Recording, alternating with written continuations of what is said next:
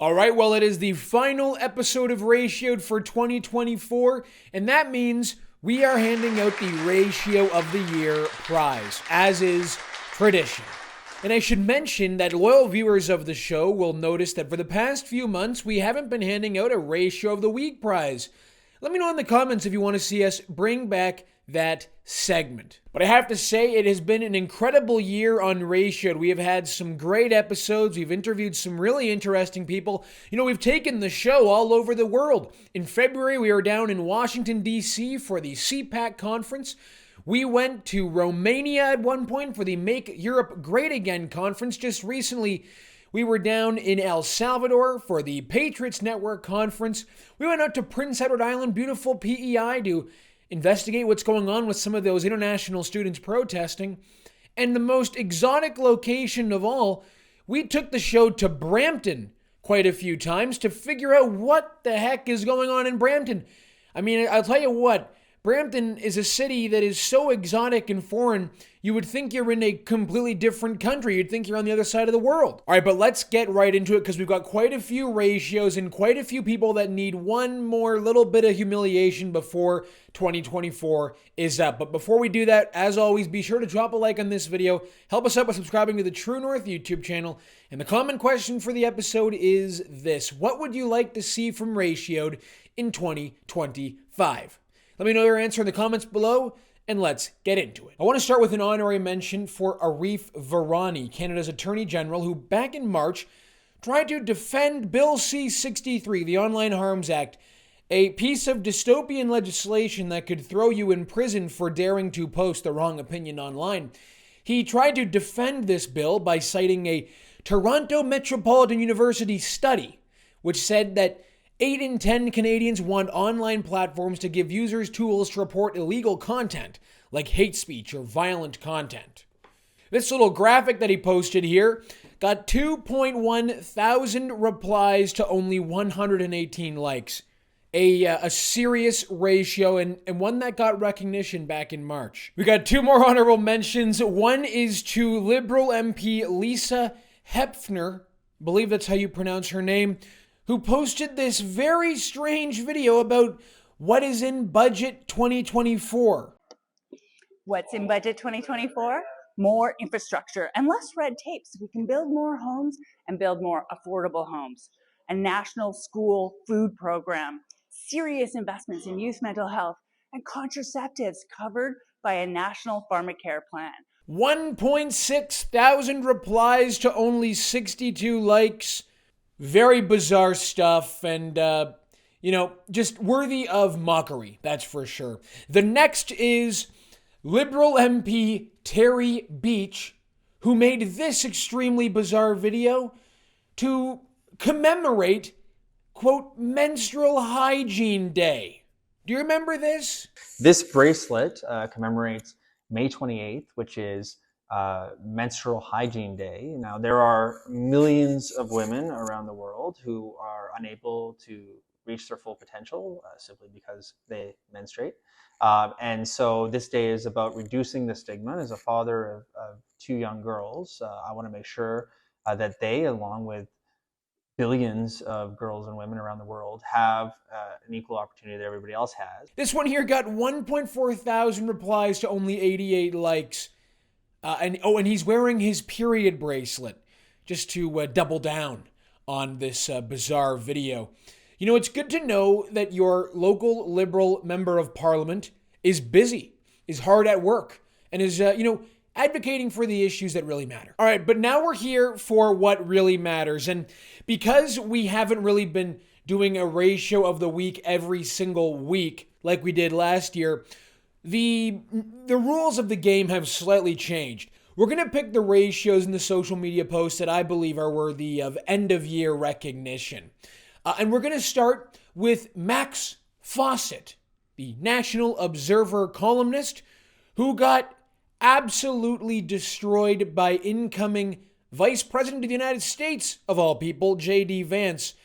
This one was not too long ago, but take a look at this interaction here. So Jamil Javani, the MP for Durham, launched a website and a program called the ProtectChristiansCanada.com to raise awareness about anti-Christian bigotry in Canada. After all, over 100 churches have been burned down or vandalized in this country, so no time like the present to start talking about anti-Christian bigotry in this country.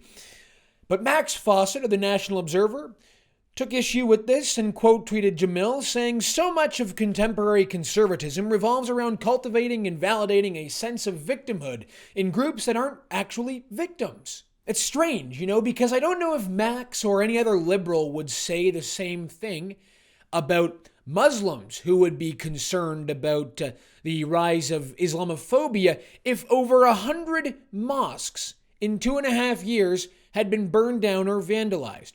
Or if Jews were concerned about anti-Semitism if 100 synagogues had been burned or vandalized in the same time period. Liberals really do apparently take issue with Christians who want to speak up and protect Christian interests. Not allowed, apparently. See, the problem for Max Fawcett is that J.D. Vance is a friend of Jamil Jivani.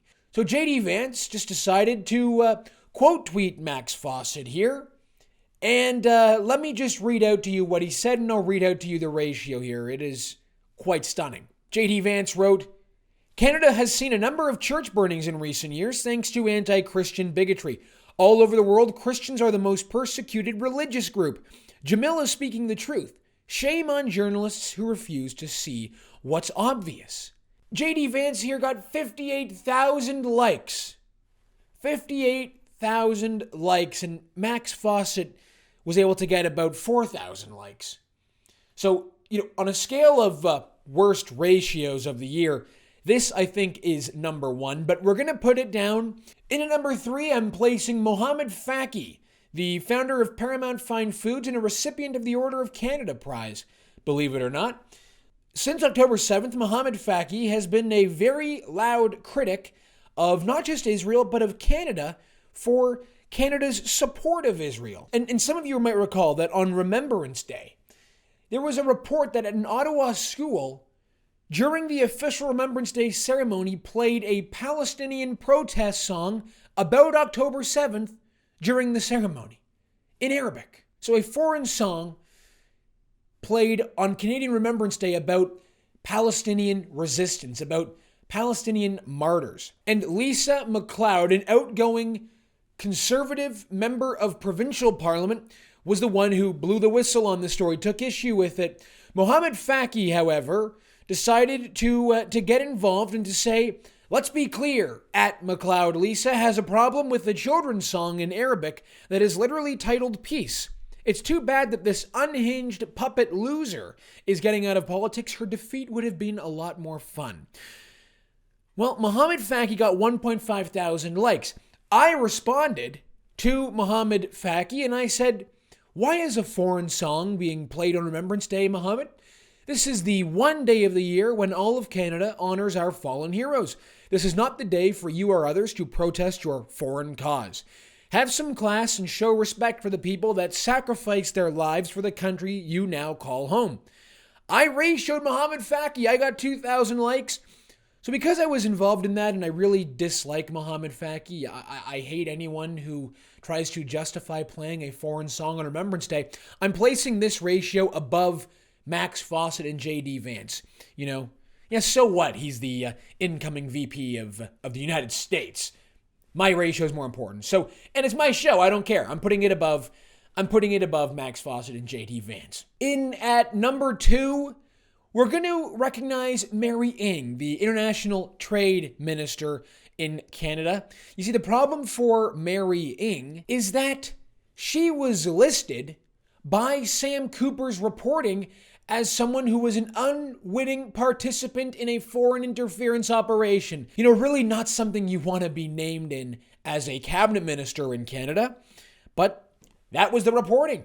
That was what was reported regarding Mary Ng. An independent MP, Kevin Vuong, a former Liberal MP, used his privilege as a member of the House of Commons to rise in the House and ask Mary Ng to respond to these very serious allegations that she was an unwitting participant in a CCP plot to undermine Canadian democracy. Mary Ng took to social media and wrote the following: "It's unfortunate that Mr. Vuong recently gave Sam Cooper another platform to make insinuations about me, which I categorically reject.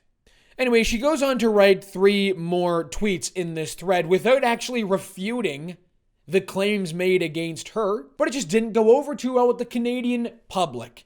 1.7 replies to only 667 likes for Mary Ng because she was named in that reporting.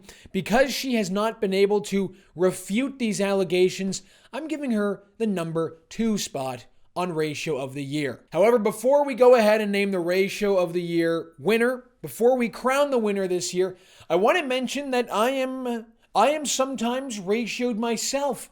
I am not impervious to the ratio, and that happened a couple weeks ago, actually, when I said that I agreed with Doug Ford's decision to play hardball with the United States, to show some strength, to threaten retaliatory measures against the United States in response to Donald Trump's threat of a 25% tariff. I wrote, fully support Doug Ford here in threatening retaliatory measures against possible U.S. tariffs. I got ratioed 1.2 thousand replies to only 851 likes. And you know what? Sometimes you got to admit when you get ratioed. And as the host of the Ratioed, I feel I had to do it on this show. So there you go. I will admit it, sometimes I do get ratioed, although not nearly as often as our winner, who is this year Mark Miller, the immigration minister. It couldn't go to anyone else, of course. Mark Miller has had a shocker of a year, not just on social media, but as a minister of immigration. Of course, he's opened up our borders. He's flooded our country with immigrants, with international students, with temporary foreign workers, only to have to turn around and shut the whole system down and admit failure, which he has done. He's now trying to paint himself as some anti-immigration guy as well. We got 3 ratios from Mark that are worthy of mention. Like this one when he wrote back to Pierre Poilievre, the histrionics with this guy are next level, and some bizarre unhinged stuff about the PM putting himself as a boy into the passport is just odd, to be polite. The Prime Minister can't even take his kid to a concert without Pierre having a hissy fit meltdown, unserious. 2.1 thousand replies to only 1.3 thousand likes. Poilievre is the only guy allowed to flap his yap. Poilievre's office maintains tight control over what conservative MPs say and do. 1.1 thousand replies to only 533 likes, as if that's totally different than what Justin Trudeau does. Here's a good one from Mark Miller.